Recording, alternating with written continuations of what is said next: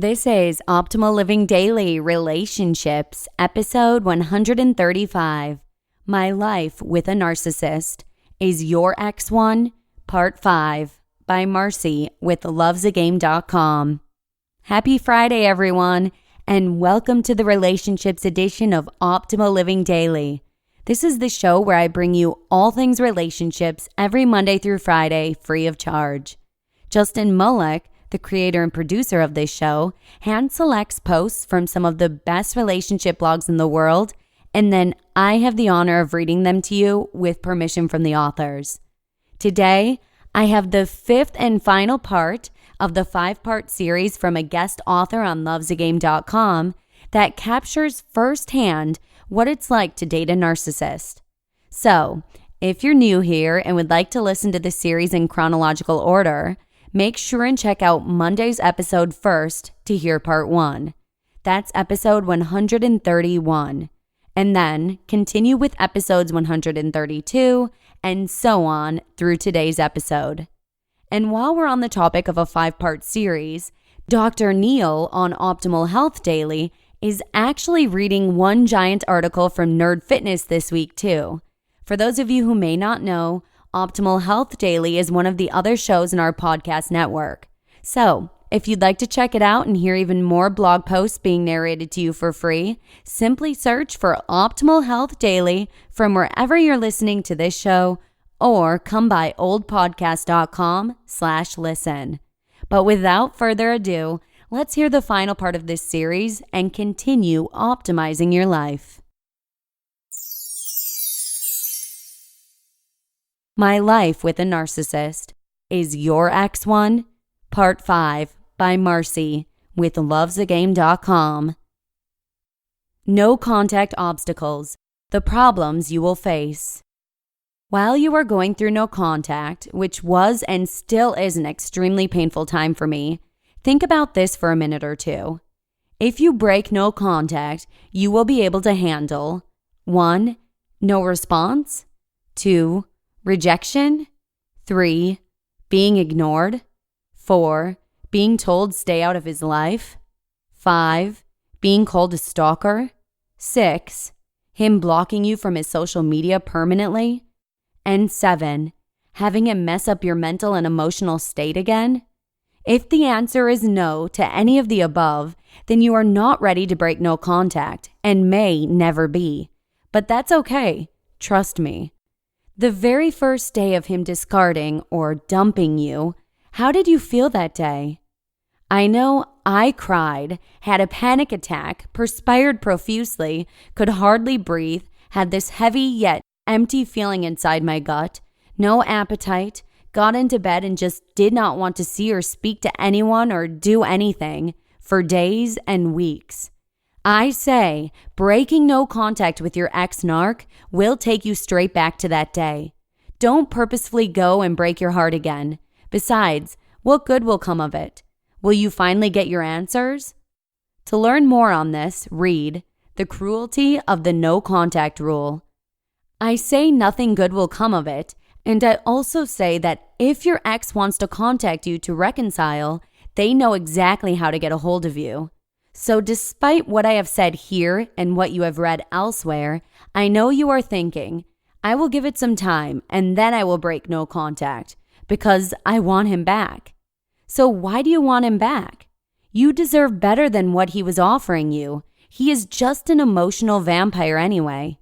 However, I know you want him back and you are longing for him and you feel you are going to do things differently this time around, etc.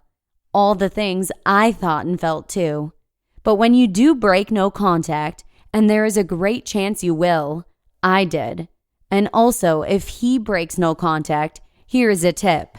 Make sure you are ready, emotionally and mentally for him. You must be strong and be in control of you. The moment he sees or senses a weakness, you are giving control back to him. Don't let your guard down. Stand your ground and make sure you are ready, whichever contact form it may be in. I say this because it is absolutely necessary for your sanity and dignity.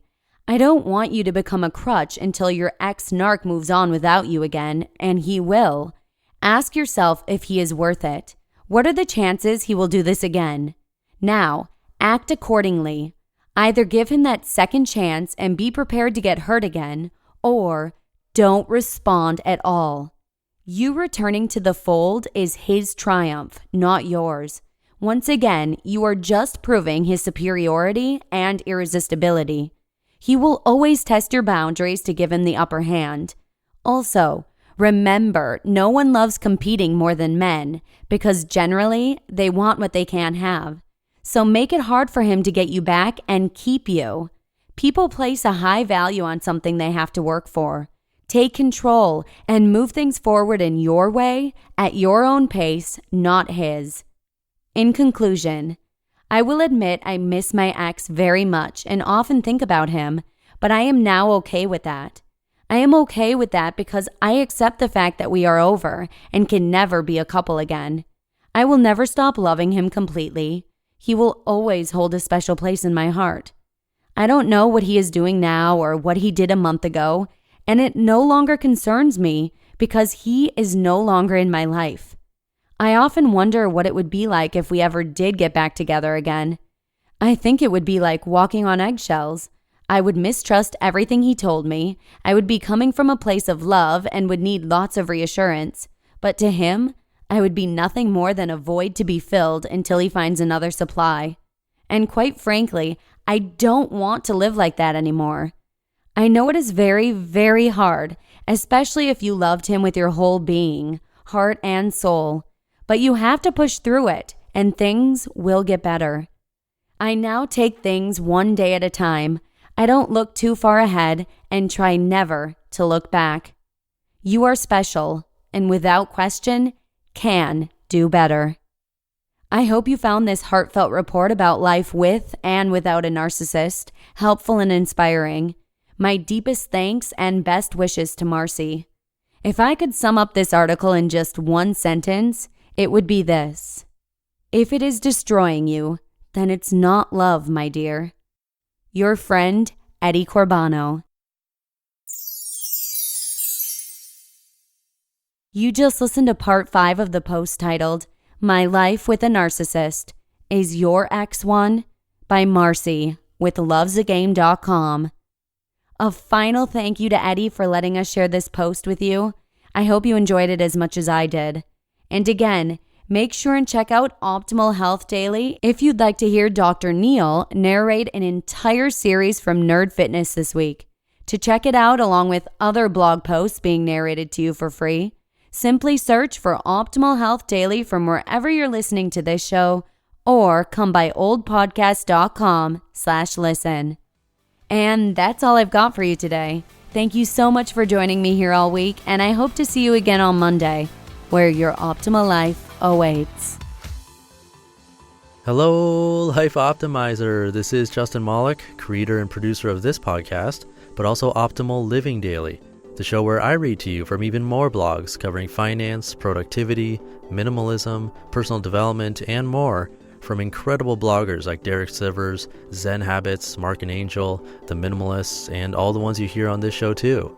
So if you enjoyed today's episode and like taking amazing blogs on the go, come on over to Optimal Living Daily and subscribe to that one too. And together, we'll start optimizing your life. You've been listening to Optimal Living Daily. Be sure to hit the subscribe button to stay up to date on each new episode and head to oldpodcast.com. That's OLDpodcast.com for a free gift as well as more actionable tips and resources to help you maximize your potential. Thanks for joining us, and remember, your optimal life awaits.